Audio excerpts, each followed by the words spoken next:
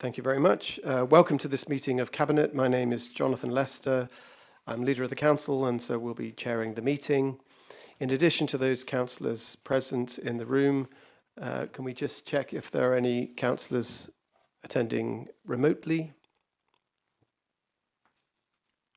No, none. Okay. So we have group leaders or their representatives and in attendance. And we have a number of officers attending us also, and one or two attending remotely. So if called upon, we will introduce them then. So thank you. I will now formally open the meeting. The agenda papers and other relevant information for this meeting are available for public viewing on Herefordshire Council's website. The Council is streaming this meeting live on the Herefordshire Council YouTube channel and making a recording. To ensure that the recording quality is maintained, please speak as clearly as possible and keep background noise to a minimum. Microphones should be muted when you're not speaking. Only one microphone will be able to speak at any time and flash green when you are waiting and then red when you are speaking. If you have an issue with your microphone, please let the clerk know and we will allocate a new microphone to you. Please ensure that all electronic devices are turned to silent. That includes laptops, please. Others are permitted to film, photograph and record our public meetings, provided that it does not disrupt the business of the meeting. If any members of the public attending do not wish to be filmed, photographed or photographed, please notify a member of staff.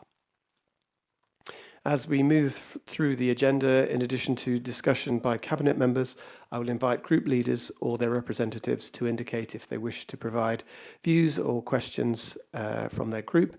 Where appropriate, I will also ask scrutiny chairpersons to comment on behalf of their committees. Group leaders are permitted to speak once on each item.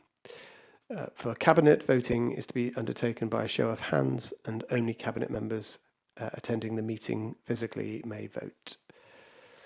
Okay, thank you very much. So first item on the agenda is apologies for absence. So we have apologies from Councillor Chowns, Councillor Durkin, Councillor Hercombe, Councillor Mason, Councillor Fagan, Councillor Crockett, Councillor Proctor and Councillor Stark. Thank you very much. Any other apologies? No. Item 2 is declarations of interest. Are there any Table A, Table B or any other interests for items on the agenda today?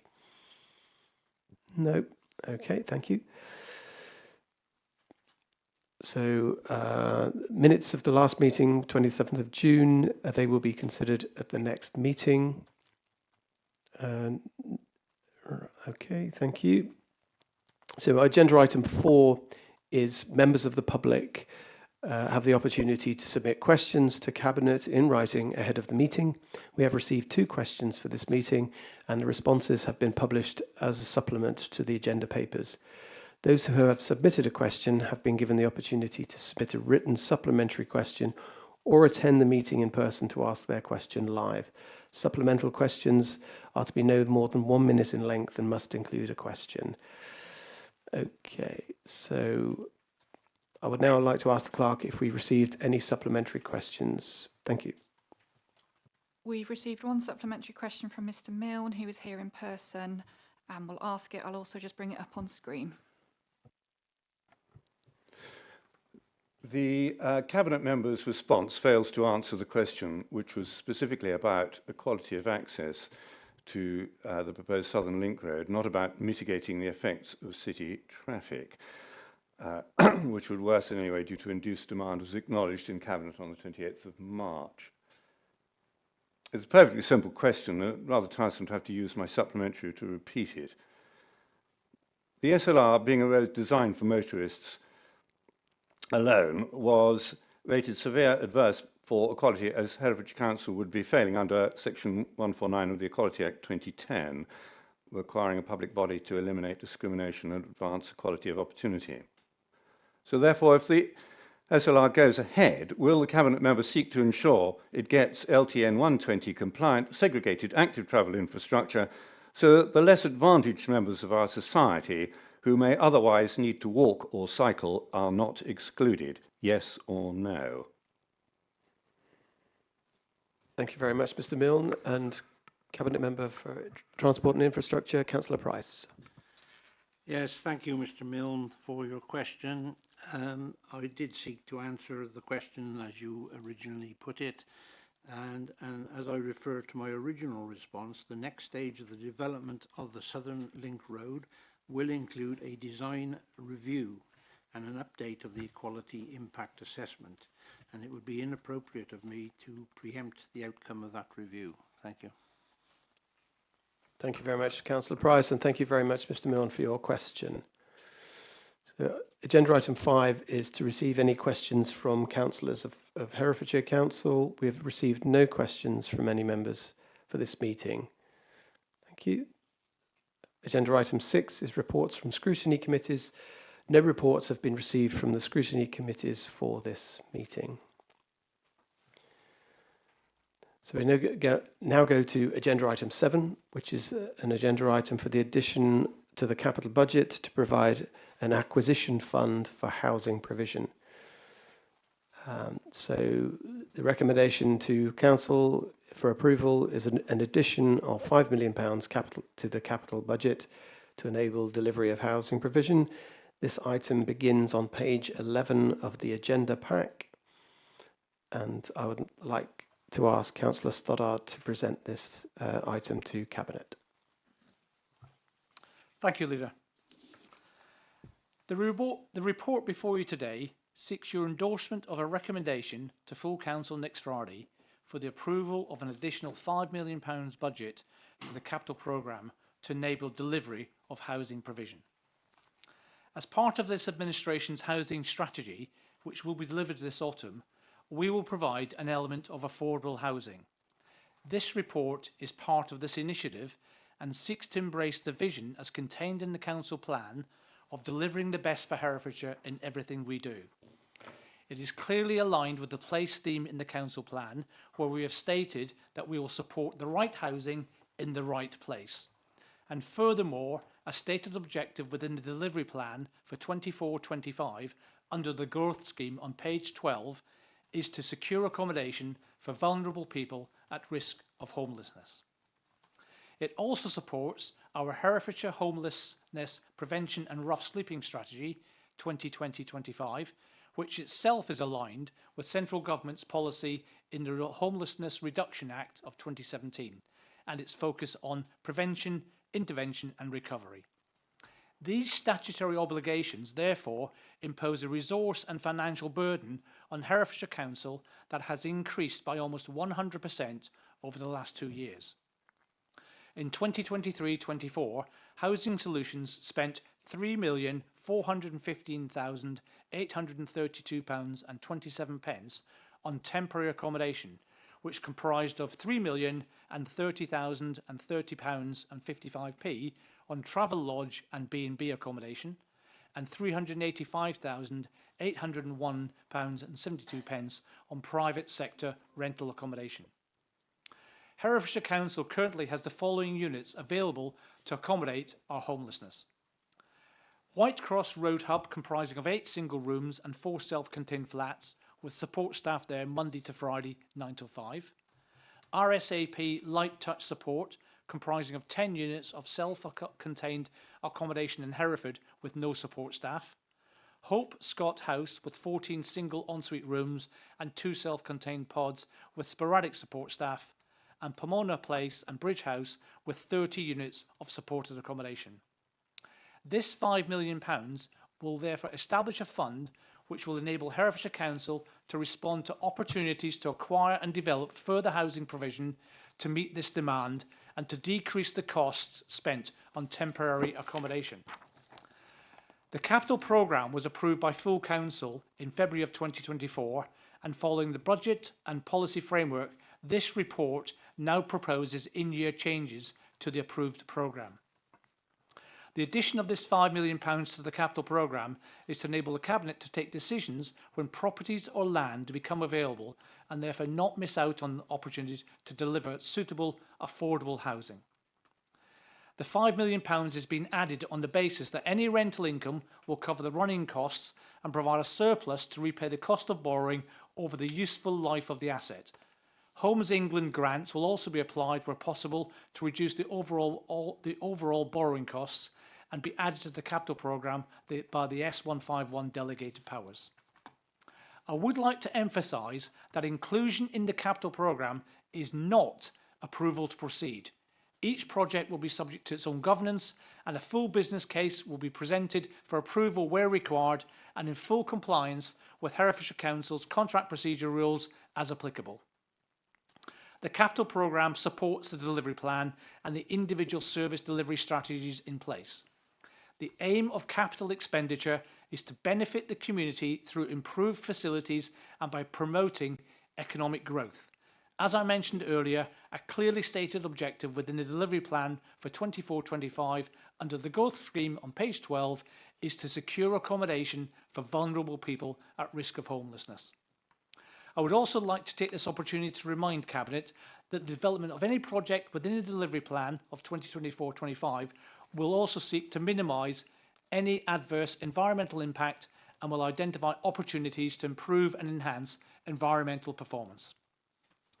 The proposed addition of £5 million to the capital programme is on the basis that any borrowing requirement will be funded from surplus income.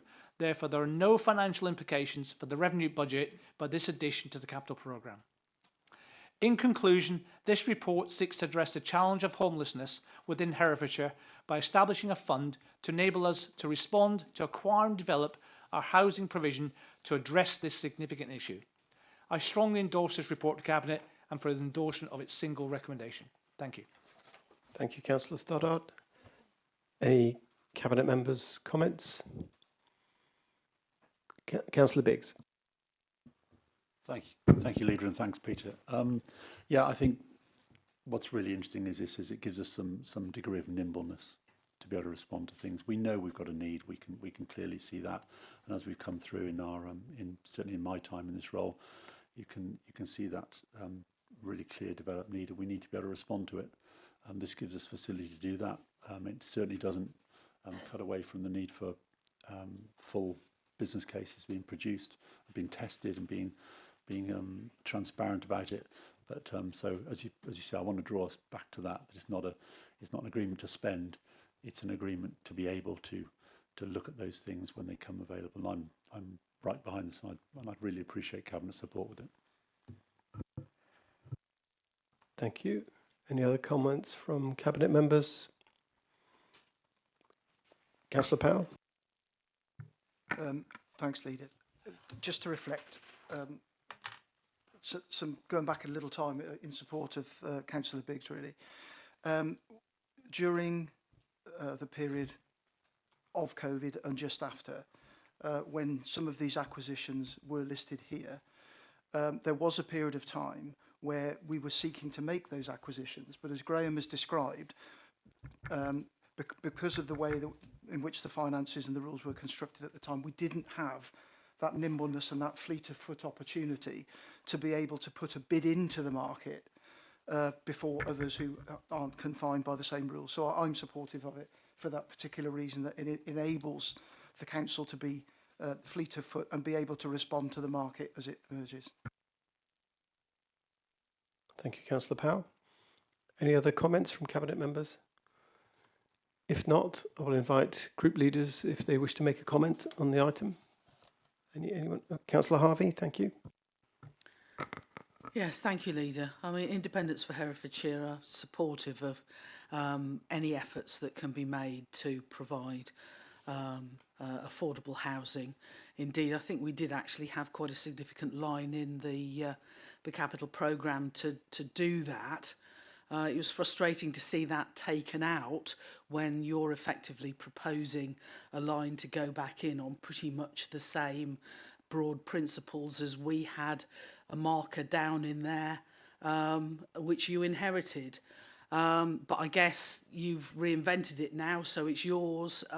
So well done. And, you know, good luck with that. The homelessness crisis that we've got nationally and, you know, is reflected in this county is huge. I think we only see the tip of the iceberg in terms of the number of people who are actually physically homeless. There are lots of people who are sofa surfing or who are in multi-generational households under circumstances that they do not choose to be in, but simply cannot move on from, and you know, aren't yet in a position where they actually make themselves homeless and you know, throw themselves upon the mercy of the system, such as it is. Being fleet of foot, you know, again, good luck with that if it gives our officers the opportunity to act more speedily than they have been able to in the past. I know we have been tied hand, foot and finger by all kinds of rules about what we can do and can't do, and you know, maybe those rules are going to change in the future, in the near future, and things might get better or they might get worse. We just don't know yet. But I think the principle of this is a sound one. Great to see you reinventing it, and good luck. Thank you, Councillor Harvey. Councillor Simmons. Thank you, Leader. The Green Group fully support this acquisition fund for housing provision as part of the broader strategy that was outlined. We fully recognise that demand is soaring, increasing, and that we have the statutory obligations, and we fully recognise that since the closure of the shelter that there has been this gap in provision that really does need to be filled. So we commend this, whether you see it as being added back in or not. We are very grateful that it's coming forward, so thank you. Thank you. Councillor Davis. We totally agree, true independence, and we support everything that has come before us. We thank Councillor Stoddart. Thank you. Thank you, Councillor Davis. Councillor James.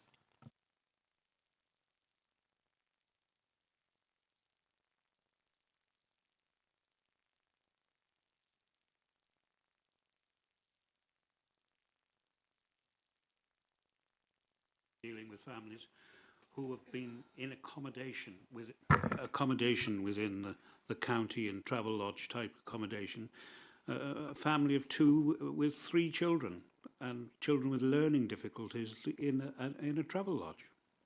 It's appalling, and the sooner we get away from that, no families should be housed in such appalling conditions. Well, not that they're appalling, it's all right if it's with 1 or 2 people on a holiday, but to have to live with young children with learning difficulties, and there are other families as well, and the sheer cost of that is unbelievable. It's unbelievable. And the sooner, you know, it was already well said we've had this line in the budget before. Well, get on and do it. You know, get on and get something. It's costing us every day we lose, but it's also costing the lives of numerous families that are not having to live in appalling conditions. Thank you, Leader. Thank you for those comments, group leaders. Cabinet, any other? Oh, Councillor Biggs. Thanks, Leader. Yeah, and thanks for the comments from group leaders. That's it's welcome and appreciated. I mean, just to be really clear, we're leaning into inequality here, and that's what's been come across from those tables. And it's vital that we lean into it as well as we can. This is a start of it. As you know, we had got a motion at council, and there's various things that are happening alongside this. Scrutiny is going to be looking at we're out for tender at the moment on the best practice approach to affordable housing. That's going to go to scrutiny. It's going to come back into our working group as well. We haven't brought the working group together yet because until the report's in place, there's little to discuss. I'd rather do that when we've got the best practice report in place to do it. This is all in the right direction. I think we'd all agree that we absolutely have to deal with this, and it's a start of our approach to it. So I just appreciate all the positive comments. Thank you. Thank you very much. If there are no other comments, it's been proposed by Councillor Stoddart. Do I have a seconder? Councillor Biggs. So the vote goes over to Cabinet. The recommendation before you, all in favour? Thank you. And that is passed. Thank you. So agenda item 8 is to approve the Herefordshire All Ages Carer Strategy for 2024 to 2029. The item begins on page 19 of the agenda pack, and I would like to ask Councillor Gandhi to present the item. Thank you. Thank you, Leader. In September 2023, work commenced to review and update the unpaid carer strategy for Herefordshire. The strategy focuses on carers of all ages and highlights key areas where unpaid carers may need more guidance, help or support, so they can continue their caring roles whilst maintaining their own health and well-being, which is so critical. The 2021 census identified just under 17,000 unpaid carers across Herefordshire. However, it is well understood that the actual numbers of carers is likely to be greater than this, with national charity Carers UK estimating the numbers could be double that of census reporting. A working group was formed in September to oversee progress of the new strategy, with membership from a wide range of groups and organisations that support carers, as well as people with lived experience of providing unpaid care to a loved one. Between October and May this year, there have been a series of engagement and co-production events to obtain opinions and insights from the organisations that provide support to adult and young carers, as well as face-to-face meetings with unpaid carers. We also held an all-member briefing. The all-age carers strategy has identified 6 key priority areas to focus upon, which are value and recognition, young carers, assessments and support, technology-enabled care, staying healthy, information and resources. In May, a final co-production event took place at the Kindle Centre in Hereford, and attendees had the opportunity to discuss the priorities and provide feedback, which was collated with some changes to the wording being incorporated into the final version of this strategy. Attendees at the meeting also spent some time considering how the strategy should describe its overall vision. Using comments and feedback from all those present, the following vision statement was agreed. Herefordshire is a carer-friendly county, where carers of all ages are recognised, valued, heard and enabled to live a healthy, fulfilling family life. I ask members to approve this strategy. Thank you very much, Councillor Gandhi. Any comments from Cabinet members? Councillor Powell. Thanks, Leader. I welcome the strategy, obviously particularly welcome the direct reference to young carers and young adult carers. I also happen to be a primary school governor, and that, in that school there we've had some quite detailed conversations about the impact of what being a young carer feels like for children and their ability to engage with education and some of the pressures. So I welcome it. I think this provides a really good opportunity, which we must take, and that is to better understand the extent and detail of all caring that is delivered. But obviously my focus will be understanding those children and young people who undertake those caring responsibilities, to make sure that they are able to engage with education to achieve what they need to achieve. It gives me an opportunity through the Service Director with Education to have those ongoing conversations with schools for all ages. So I really welcome it. Thank you. Thank you, Councillor Powell. Sorry, Councillor Price. Yeah, thank you, Leader. At the bottom of page 20, where it says young carers, and I'll just read it, it's just one line, it says, the strategy recognises the challenges that young carers can face, not only in their caring roles, but additional challenges they can experience in education and other life experiences. Young carers should have the same opportunities to enjoy a childhood that aligns with their peers. So, interestingly, a little while ago, I forwarded an email that was sent to me by a young lady that lives in my village. And she was actually at the Parish Council Summit a couple of weeks ago, manning a stand about what she does in this council. And if we can just hang on a minute while I pick up the email, and I'll just read the central paragraph. It says, I am currently leading, and she is an advanced practitioner, early help services in this council. I'm currently leading on promoting the Young Carers strategy, and I wanted your advice, that was for me, on how I might go about approaching local bus companies who would provide free travel throughout the county, where children and young people are shopping and attending health appointments and assessing young carers groups. I also want to ask for discounts on engaging in activities as a treat now and again. I feel local gym and leisure centre access would really promote their health and well-being. Please can you have a think and put feelers out as to how I might go about supporting the young carers. So I put this question to you as the cabinet member, and Hilary is the lead on this, as to, have you thought about the sort of the nitty-gritty of these little things? They're little things in the context of these strategies, but they're big things to those people who are caught out in this. So I'd like to hear a comment or something on that. Thank you, Councillor Price. An action plan, obviously, is to deliver this strategy.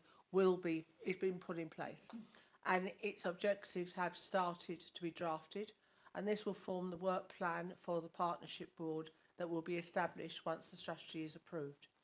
We recognise the particular challenges that young carers face, and we will be incorporating specific actions to support them based on the feedback that they have given us during the strategy consultation. This will include admission to various venues, transport concessions, and it will form part of those actions. Thank you. Councillor Swinglehurst. Thank you, Leader. I very much welcome this strategy. I think it's incredibly important. The role that carers play in our county is of absolutely, it's essential to everything that we do and everything we try to deliver. I've been a carer myself, and it's very hard. I can't even imagine how hard it must be for young people to have to step into that role. So I particularly welcome the emphasis that's being placed on young carers. I recognise the point being made by Councillor Price about the nitty-gritty. I think that's fair enough, because I think, you know, there are times in the past I had a friend who was ill, and her 2 children became young carers, and they went to a young carers group, but they didn't have the money for a Christmas tree at Christmas, and they wanted to have a Christmas party, so I sort of donated a tree and things like that. So it is in the detail. It's in trying to kind of give these young people as normal a life as possible, given the situation that they find themselves in. I also want to just pick up on and congratulate you on the very collaborative nature of this document and how it's evolved. I think it's so important to listen to the real life experience of carers and families, and I think you've captured that really well. Thank you. Thank you. Just one question, Councillor Gandy. I think the strategy is excellent, really comprehensive, and as Councillor Swinglehurst has said about the way it's been put together has been really admirable. I'm just wondering, you know, the document itself is a standalone document and it works really, really well.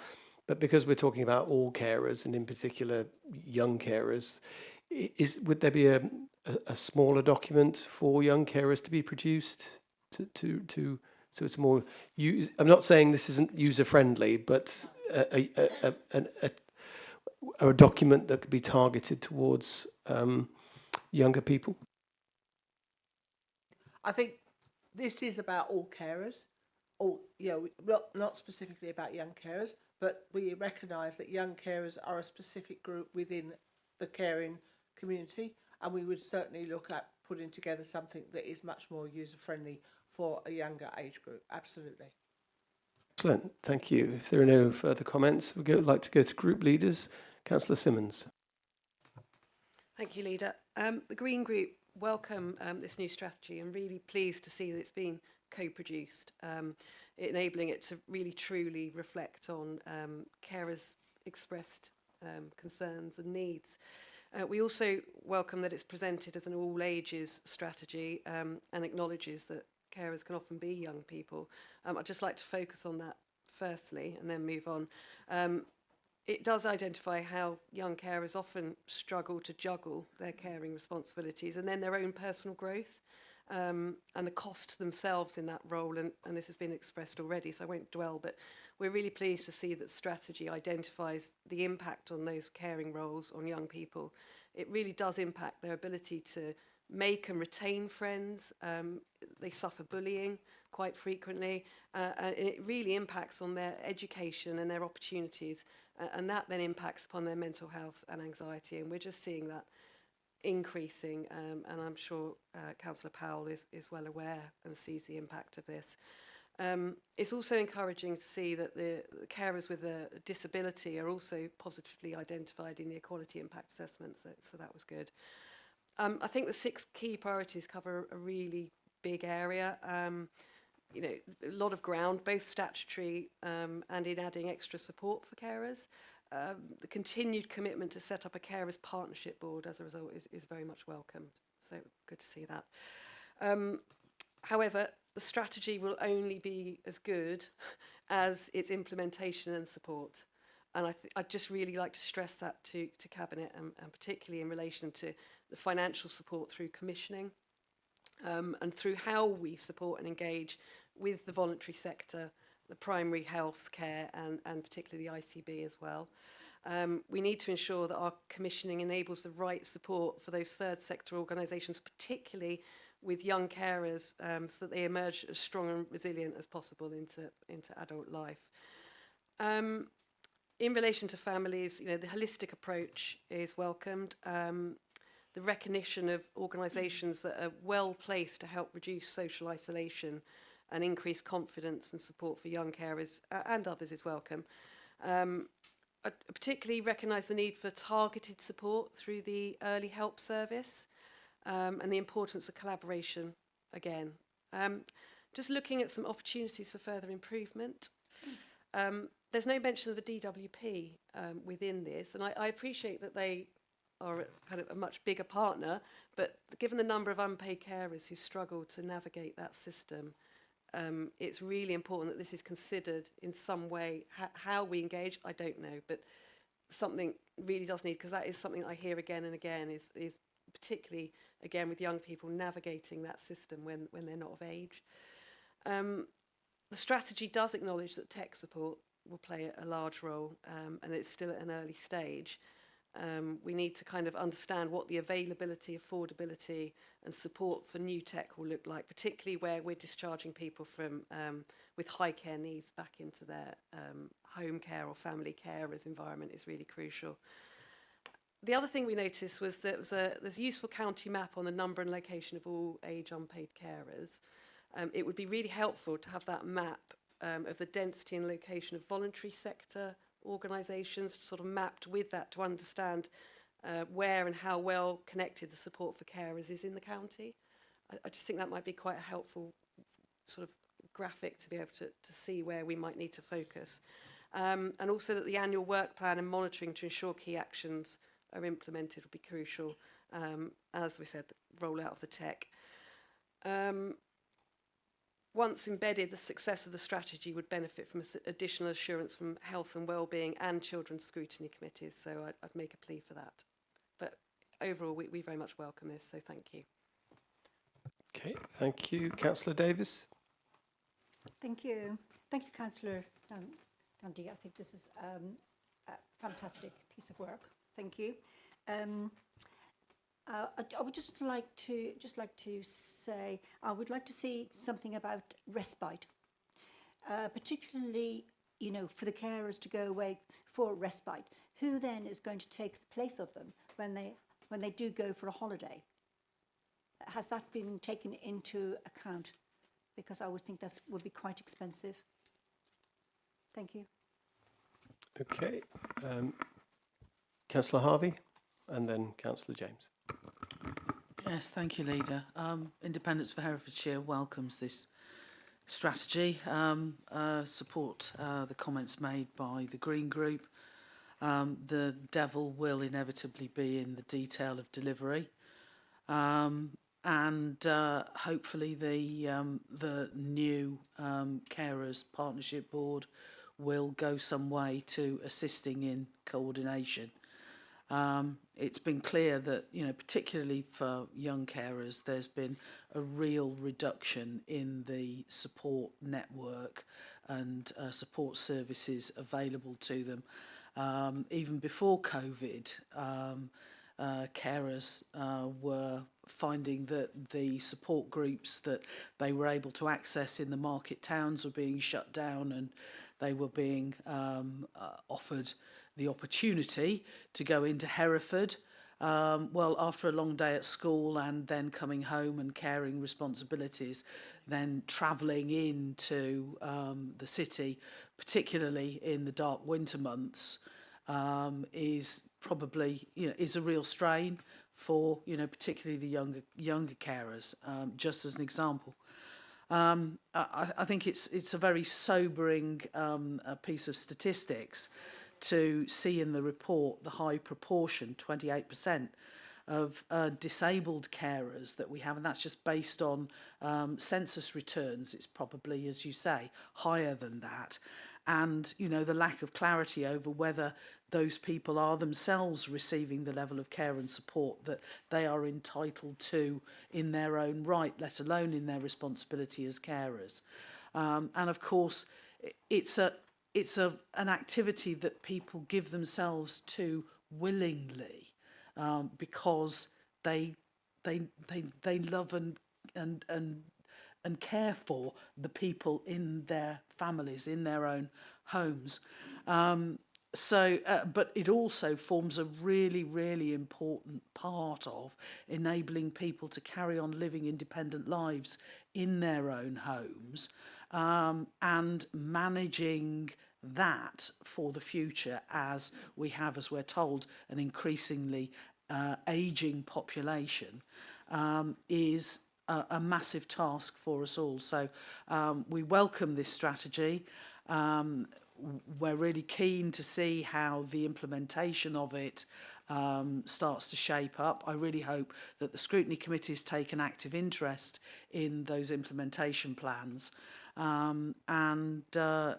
Yeah, I just hope that it really does start to reintroduce a level of support that has been sadly missing for a long period of time. Thank you, Councillor Harvey. And Councillor James. Thank you, Leader. Yeah, we welcome the strategy, but in the end, it is just a document. And so often we've seen these things before. I dread to think how many documents I've seen this with a wish list of things that might happen, and until you put the money and the resources that you use, or that councils use in producing documents and policies and strategies, if that resources was put into actually doing something about the situation, probably we'd be a lot better off. You know, how many times can you invent a strategy on a particular area? You know, we've had it before, and then something comes along and services are cut, resources are cut, and we go back to square one, and then suddenly we think we're going to produce another strategy, and that will change everything. But until we see whether it does change everything, this is slightly irrelevant. Okay, thank you, Councillor James. So Councillor Simmons mentioned the DWP, Councillor Gandhi. I don't know if you've got any comment about that. And also there was the point about the county map and the density of the voluntary sector. Is there some intelligence we have on matching those? With the DWP, we will obviously look into that. With regards to the map,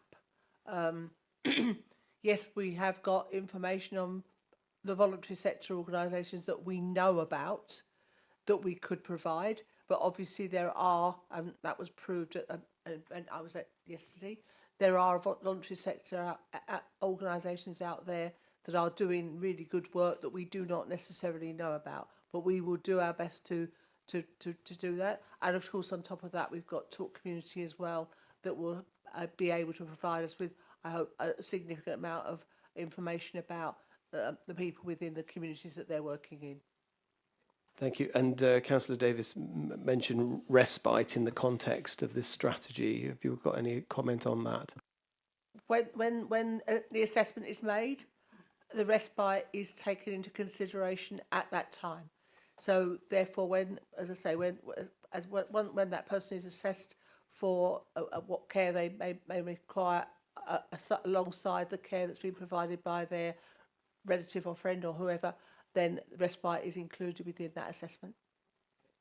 Thank you very much. And then there was the general point from all group leaders about the importance of involving scrutiny in the implementation of the document, and I look forward to the scrutiny committees. I think for the scrutiny committees, it will probably be helpful if they look to the action plan rather than these.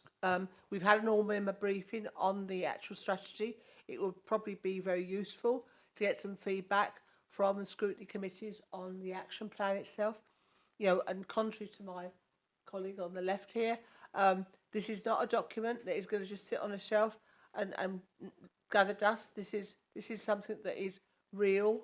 I've visited a number of carers over the not young carers, but I've visited a number of carers over the last few months, so I know how much they do, how much they save the local authority and the health service in doing the stuff themselves. And I am determined that we are going to do the best we can for the people of Herefordshire who are carers. Thank you very much, Councillor Gandhi. That chimes in very well with our vision, our mission statement of delivering the best for Herefordshire.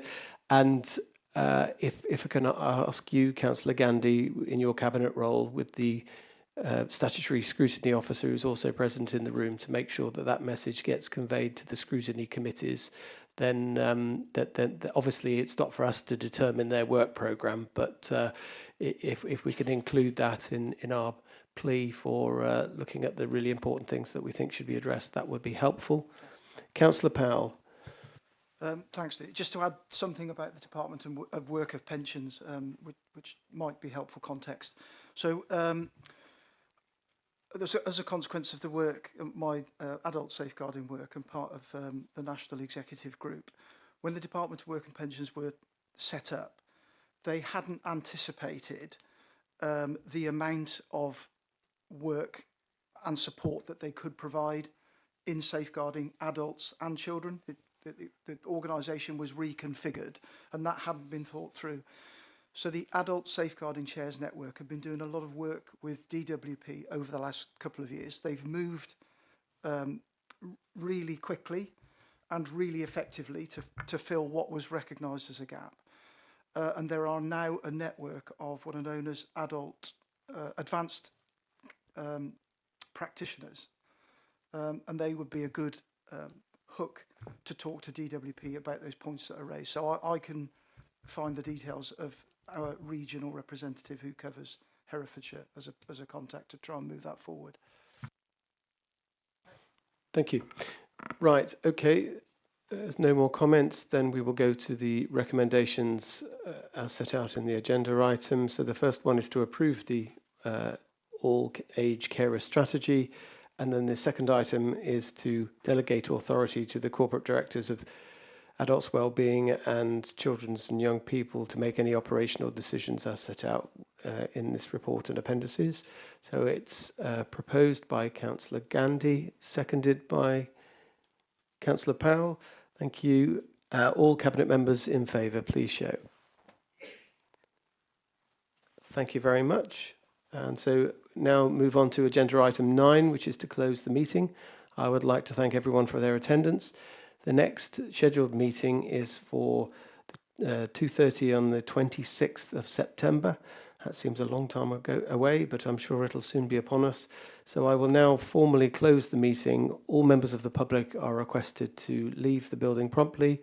Please ensure that you've taken all of your personal possessions with you and leave your visitor pass as you leave.